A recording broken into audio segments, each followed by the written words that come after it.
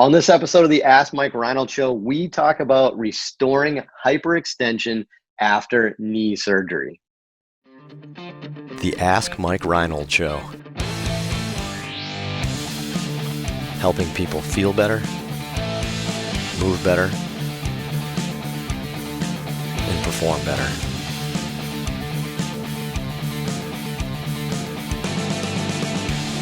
Before we get to the podcast, I wanted to make sure you knew about my free online course on the Introduction to Performance Therapy and Training. If you want to learn how to get started optimizing and enhancing performance, this is the course for you. Head to mikereinold.com/performance to sign up today. Welcome back, everybody, to the latest episode of the Ask Mike Reinold Show. I am joined by Lisa Russell, Lenny Macrina, Dave Tilley, Dan Pope, trying to mix it up as always. Here answering your amazing questions. So again, we're at home, still not really at full go at Champion PT Performance up in Boston, but we're still here answering your questions. So if you had anything, go to mikereinold.com, click on that podcast link, and you can fill out the form to ask us questions like this. So today, I think we got an easy one here. I don't think Lenny's going to rant on this one, but I think we got an easy one. Let's see easy one. Oh boy.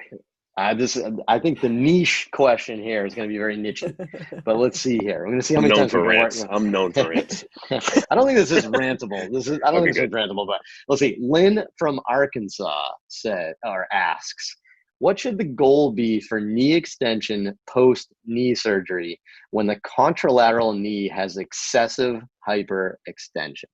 Whoa. You know, I think it's a good question. I feel like Lenny and I's opinions, I don't want to say change because that seems wrong. I think they've evolved slightly over the years from where we've done. But Len, why don't you answer this from your perspective as like what you currently recommend and maybe some of the past thoughts on that too, because I think a lot of people have learned something in the past and then just go right back to what they were doing 10 years ago without thinking about some new stuff. So What's your current thought process on this?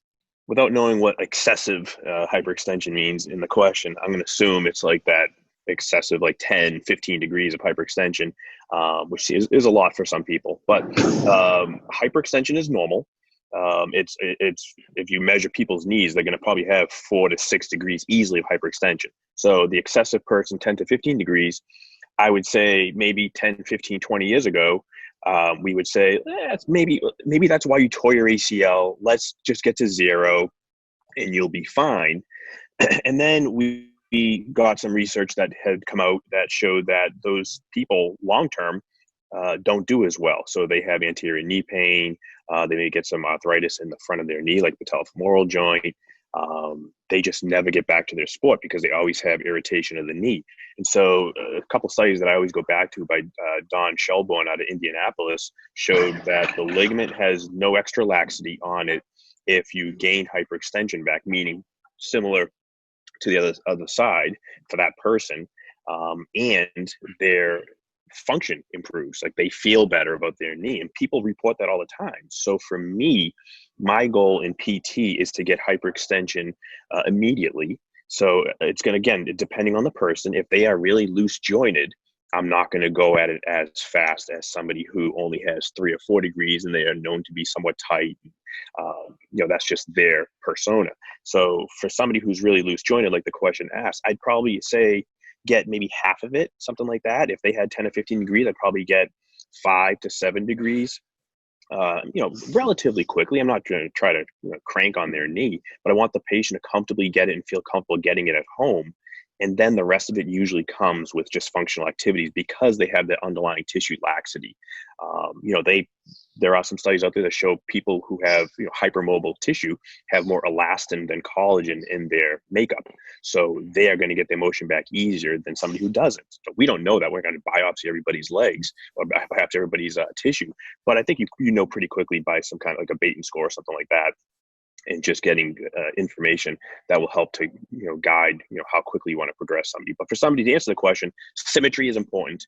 Numerous studies have shown that it's important and for functional outcomes and won't put stress on the ligament. And so I that's my goal, is pretty quickly try to get most of the motion back, but let the rest come back through function. And going historically through that, I think this speaks to both our experience, but I think this is the general experience too. At first, I agree. We were definitely like, let's get it all back. Let's get hyperextension back right away. Then I think we evolved a little bit like, let's try to keep them at neutral. A lot of people said, let's keep it neutral. It's going to put too much stress. And then we've evolved to kind of like, be a little bit more individualized, but tend to lean on restoring, but not forcing maybe. So, let's go through a couple of specifics, and then anyone jump in based on opinion. Somebody on the contralateral leg has 0 to 5 degrees hyperextension. How much do you get back, and how fast? Len, you want to start, and then if anybody disagrees or agrees. So they have five degrees of hyperextension. Is that what you said? 0 to 5 degrees. Like somebody's in that zone on the contralateral side. Are you getting it all back, and how fast? I'm going to probably get them to at least 0, at least, we measure, we're probably going to have 3 to 5 degrees of error, but I'm going to get it back somewhat quickly, 0 to 2-ish. I want to see a little hyperextension when they come in. I'm not going to try to get them to 5 right away, but I want to see a little hyperextension, those first couple weeks, and we keep it. Because if we don't keep it, if they start coming in and they start lacking extension, you start worrying about a cyclops lesion. So the people that, oh, sorry, go ahead. No. So I was going to say, so if they have 5 degrees on the other side, you get them to 2 forever, or do you ever get them to 5? No, I'm going to get them to 5 eventually, but I'm going to monitor it every time somebody comes in to see me after an ACL. I don't care if they're 9 months out of surgery. That's the first thing I look on at somebody is their extension. I want to measure their extension. So for them, I'm not going to get it immediately, but I'm going to get them to 5 degrees eventually. How quickly that comes back, I don't know. We'll see. We'll monitor it. If they are kind of hovering at 2 and they're stuck there at 8 months out of surgery, well, yeah, hopefully I didn't mess that up and I should have been more aggressive. But I think they're eventually I'm going to get them to 5 degrees by the time that they are doing functional activities and feeling good. Anybody else? That's too beautiful. I don't want to mess it up. Yeah, that's great. I feel like somebody in the 0 to 5 range, I'd be a little bit more prone to get them to 5 sooner, to be honest. Because I think what we're trying to do is I'm trying to chunk people in terms of their hyperlaxity. Correct. That might be somebody, right? I would get them. So instead of getting, I feel like you would too. Maybe I didn't say it well, but that person has 10 to 15 degrees of hyperextension. I'm not going to push on them. I'm going to let that come naturally because that's going to come. But that person who's probably a little tighter and only has that 0 to 5, somewhere in that range, I'm going to get 2-ish, 3-ish, something like that, and then just let the rest kind of hopefully come. But I'm probably going to be a little bit more aggressive. Probably going to do a little more low load, long duration stretching with them because I know that they are just not that tissue lax person. If they're 2 months out and they're 2 degrees versus 5 degrees, I know that doesn't sound like a lot. I'm doing low load. I'm working on that. I'm concerned about that. So I feel like the 0 to 5, I'd be a little bit more prone to get them closer to 5 sooner than later. Like not week 1, but probably within the first month. Now somebody with 15, 20 degrees on the other side, what do we do? How does that change the equation? There's big arguments out there. So I'm always, as you guys know, hovering in social media world. And there's some docs the are like blogosphere. The blogosphere on the interweb. And I have conversations on Twitter and stuff like that with docs who are like, no, do not. If they have 10 to 15 degrees of hyperextension, you keep them at 0. I don't want them. I don't want them to tear their ACL. Yeah, wow. I mean 0 or barely get hyperextension. What's the percentage of that difference, though? When you think that's like 20% difference.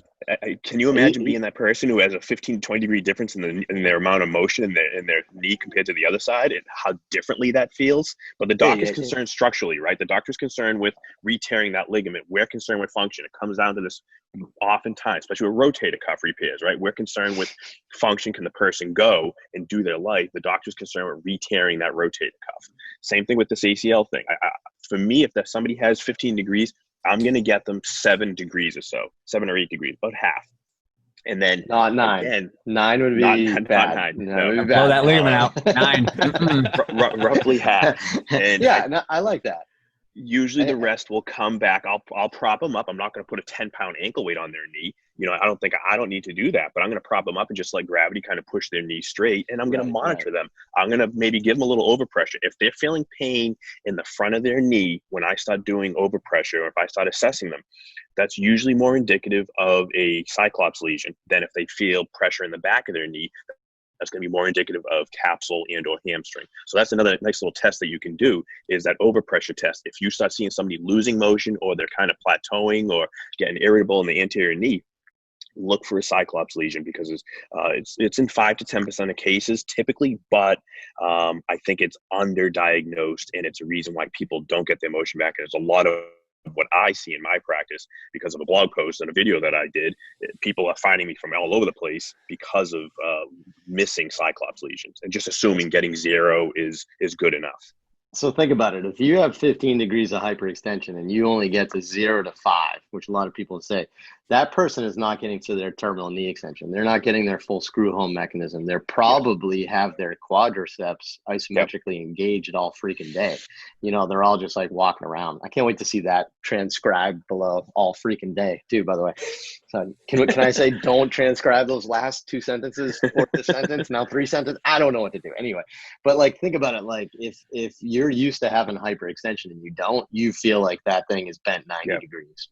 Yeah. Right. So, and it's going to be a functional thing. We tend to see people with hyperextension that don't get their extension back have a really hard time getting their quad back. And they're going to have a ton of problems down the road with that. Right. So it's something to keep in mind. So, you know, I guess just to summarize, I guess I would say again, like that 0 to 5 range, I feel like where you could argue they're not like super lax would probably be, that's the person that's coming in where maybe we're putting like a little ankle weight over their distal thigh to kind of give some overpressure into extension, let them kind of get that motion over time. But somebody that's, you know, 15 degrees, that's somebody we get halfway and you just prop them up with a heel wedge and probably gravity's enough to give them a little bit of an overstretch. You don't have to be as aggressive with that. So, but I think the general concept is this. There is no one answer. There's really no one answer to anything, right? It depends on the person, their tissue type and their amount of motion on their other side. So I guess the answer is always, it depends, right? Yeah. But I think, you know, if you think strategies like this, I think that's a good way of doing it. I will say that if you're on either end of like, let's just jam it into hyperextension as far as we can, that could have some bad things. But I would say you probably are more likely to have bad things if you're on the other end and you let them get tight, right? So make sense?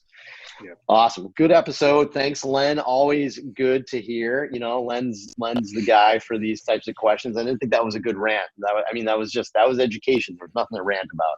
Should we ask about meniscal repairs we have in the 90s? Why are we stuck in the 90s? Prone hang. What up, prone hang? How about prone hangs? Yeah.